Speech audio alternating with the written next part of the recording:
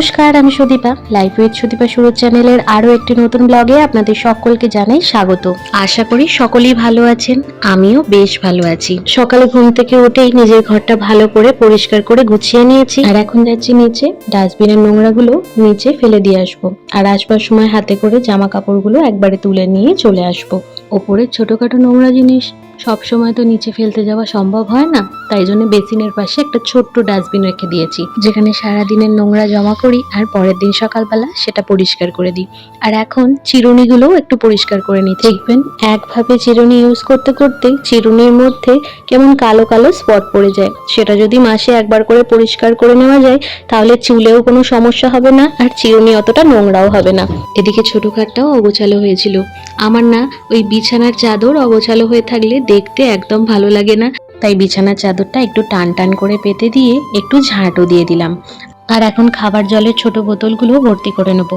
আমাদের যেহেতু খাবার জলটা নিচ থেকেই নিয়ে আসতে হয়, তাই জন্যে আমি ওই বড় বড় থামস আপের যে 2 লিটারের বোতলগুলো আছে তার মধ্যে জল ভরে ওপরে নিয়ে চলে আসি, আর ওপরের ছোট বোতলগুলো ধুয়ে প্রত্যেকদিন জল ভরে হাতের কাছে রেখে দিই। এখন ওপরের সব বাসি কাজ শেষ করে মেথি জলটাই খেতে বসেছিলাম, সেই সময় এলো ঝমঝমিয়ে বৃষ্টি। কর্তামশাই আবার এসে বারান্দার জানলাগুলো দিয়ে দিচ্ছিল, আমি দিতে বারণ করলাম। তার কিছুক্ষণ পরেই আবার অবশ্য বৃষ্টিটা কমেও গেছিল, তাই জানলাগুলো আবার খুলে দিলাম। সকাল থেকেই জানলা দরজা বন্ধ করে রাখতে না আমার একদম ভালো লাগে না। আর এদিকে আমি ঘর মুছতে মুছতে চলে গেছিলাম নিচে, নিচ থেকে সিঁড়িটা মুছে ওপরে আসবো। সেই সময় মেয়ে আমার বারান্দাতেই খেলা করছিল, আমাকে দেখতে পেয়ে দেখুন আবার আমার কোলে উঠে পড়েছে। ওকে নিয়েই ঘরটা পুরো মুছে নিয়ে স্নান করে এখন চলে এসেছি নিচে। আজ সকালের ব্রেকফাস্টে তো তেমন কিছু বানাতে হয়নি, কারণ কর্তামশাই আজকে নিজেই ছাতু গুলে খেয়ে নিয়েছে। আর কালকে রাত্রিবেলা বানিয়েছিলাম তালের ফুরুলি। কর্তামশাই আবার এগুলো বাসি খেতেই বেশি পছন্দ করে, তাই কালকে রাত্রিবেলা আর খাওয়া হয়নি, তাই এখন তাকে দিতে যাচ্ছি। চলুন এবার দুপুরের রান্নাটা সেরে ফেলা যাক। আজকে ভাবি বাজার থেকে মোরলো মাছ নিয়ে এসছে, সঙ্গে কিছুটা রুই মাছও নিয়ে এসছে। তবে আজকে রুই মাছগুলো রান্না করব না, মামামের জন্য এক পিস শুধু বার করে নিয়েছি। আর কিছুটা ফ্রিজেতে ভোলা মাছের পেটি দাগা ছিল, সেগুলোও বার করেছি, সেগুলোও আজকে ভেজে ফেলবো। আর কালকে না দুপুরবেলা রান্নার জন্য মা একটু মুগ ডাল সিদ্ধ করেছিল, তবে মুগ ডালটা রান্না করার প্রয়োজন হয়নি, তাই জন্যে মুগ ডালটা ফ্রিজেই রেখে দিয়েছিলাম। আজকে বার করেছি, সেটা দিয়ে আজকে একটু ভেজ ডাল করব, আর সঙ্গে করব পুঁই শাকের চচ্চড়ি। তাই জন্য প্রথমেই আগে পুঁই শাকটা সিদ্ধ করে নিয়েছি, যাতে রান্নাটা একটু তাড়াতাড়ি হয়ে যায়। আর আজকে রাত্রিবেলার জন্য ভাবছি একটু তড়কা করব, তাই তড়কার ডালটা বার করে নিয়ে কিছুক্ষণ প্রেসার কুকারেই জলের মধ্যে ভিজিয়ে রাখছি। দুপুরে সব রান্না হয়ে যাবার পর প্রেসার কুকারে কটা সিটি দিয়ে নিলেই ডালগুলো সিদ্ধ হয়ে যাবে। এদিকে কড়ায় তেলটা গরম হতে দিয়ে দিয়েছিলাম, এখন একে একে মাছগুলো ভেজে নেব। আর এই ছোট ছোট মাছগুলো ভাজতে বেশ অনেকটাই সময় লাগে, আর মাছগুলোর এক পিঠটা ভালো করে ভাজা না হলে অন্য পিঠটা উল্টানো যায় না, তা নাহলে মাছগুলো বড্ড ভেঙে যায়।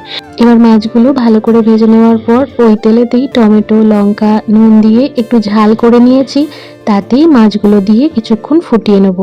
আমি অবশ্য এই মাছগুলো ভাজা খেতেই পছন্দ করি, তবে বাড়ির সবাই এই মাছটা ঝালই খায়, তাই জন্য ওদের জন্য কিছুটা ঝাল করেছি, আর আমার জন্য কটা মাছ ভাজা তুলে রেখেছি।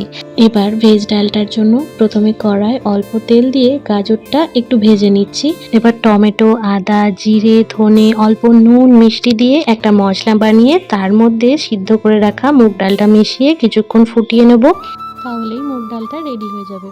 আগের একটি ভিডিওয়ে শর্মা চক্রবর্তী দিদিভাই কমেন্ট করেছেন, আমি তোমার পাশে আছি, তুমিও আমার পাশে থেকো। ধন্যবাদ দিদিভাই আমার চ্যানেলটা সাবস্ক্রাইব করার জন্য, আর আমিও অবশ্যই আপনার পাশে থাকবো। এরপরে সুষমার রান্নাঘর চ্যানেলের সুষমা দিদিভাই কমেন্ট করেছেন, সাবস্ক্রাইব করে দিলাম, তুমি আমার পাশে থেকো। ধন্যবাদ দিদিভাই আমার চ্যানেলটা সাবস্ক্রাইব করার জন্য, আমিও আপনার পাশে আছি।